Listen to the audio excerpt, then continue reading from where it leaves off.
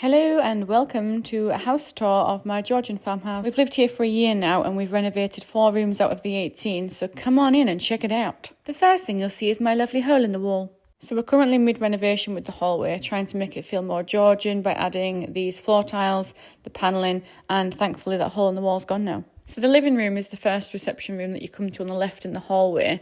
We've not actually done anything in here and we don't spend any time in here, so I'm not really sure where we have it, to be honest. But it's a nice room and it will be lovely once we're going to make it like a proper Georgian drawing room kind of thing with sofas and a real fire and all that jazz. And then maybe we'll spend more time in here. Okay, now through to the garden room, and you're not allowed to judge me because John is using it currently as his cutting room for doing the hallway renovation. So yeah, basically it's full of But you just wait, my friends.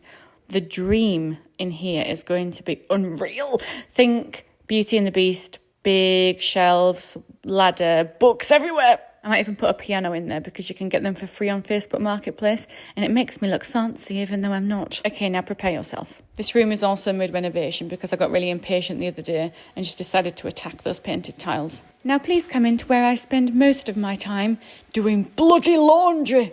I can't wait to make this more of an attractive place to spend time and more functional because I feel like it's got a lot of potential and I do hang out in there quite a lot. Okay, now come on into my daughter's playroom. She's 3 and this was the very first room we did when we moved in. I have mixed feelings about playrooms, to be honest. When we were looking at houses to buy, it was on our list of things that we thought we needed because we thought it would keep everything tidy, all the toys away from the living room. However, it's now just another living room to tidy up. It's chaos.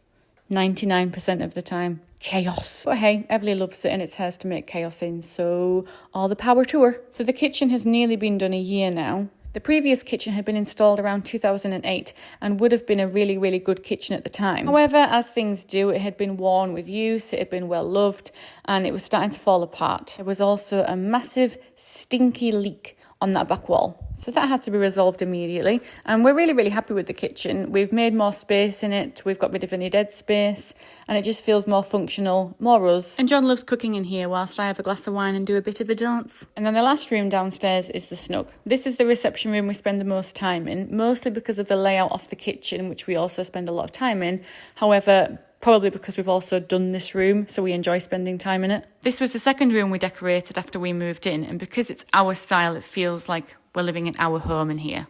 There are 14 rooms left to do, so still plenty of space to make feel like our home. So that's all of downstairs. Join me for an upstairs tour once I've cleaned it.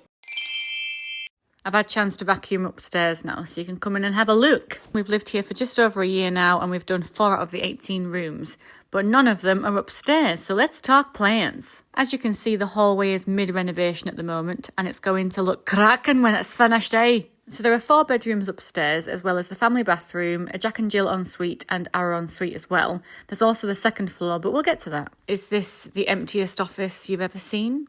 Possibly, but let's just imagine it's dark, it's moody, it's gentleman, it's cigar room, it's cool. And all in good time, dear. Okay, then into our daughter Everly's room with patches of pink paint everywhere. I will give you $10 million if you can guess her favourite colour.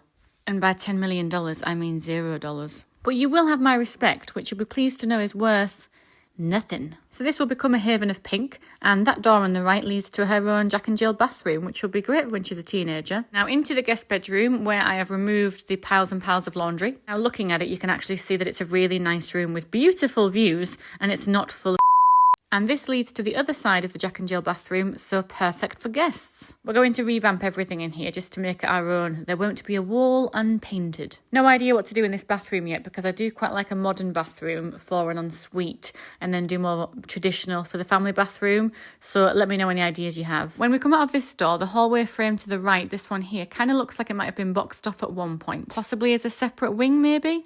This bath is the cause of all backaches, by the way. To try and reach over to those taps means you have to be as limber as a limberman. So this is the next project and we're very excited about making this traditional, Georgian and beautiful. And then into mine and John's bedroom, which again, we haven't done anything up here, but it's already quite nice. It's calm, it's neutral, it's, pleasant. But I do like a bit of bold, so we'll see what happens. It's a really big bedroom, which is just amazing. So I kind of want to make use of all that space, but I'm not sure what to do with it all yet. Fancy hotels put baths in the bedroom, don't they? But we don't need to because we've got the ensuite here. So no idea yet. Maybe I'll make it into a giant soft play. Why not? Up onto the second floor, we're going to ignore that door on the right because that's secrets. And into my dressing room, which I dreamed about since I was in the womb. This is honestly an absolute dream. And sometimes I'm kind of like, is this real life? Because it's just amazing. I'd love it to be like a Pretty Woman kind of thing. Do you know what I mean? Like make it really, really cool. Like all those 90s movies like Clueless and all that. Ooh, one day we'll get there. Okay, time to go past the mystery room. Thanks for coming, guys. I'll see you later.